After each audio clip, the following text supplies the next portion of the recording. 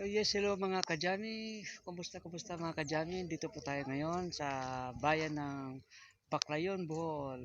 This is Baclayon Beach. Doon po yung Laya Beach. Dito po kanilang pantalan. Ayun po yung Panglao Island. Yan, Panglao Island po yan. At saka para ebidensya na nandito po tayo sa Baclayon ay ayun po ang Baclayon Church. Ayan, diba? Baclayon Church. Tsaka ang kanilang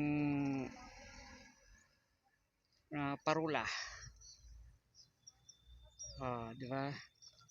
Mga bangka dito. Tsaka yun, ginagawa pa yung port hanggang doon sa gitna ng dagat.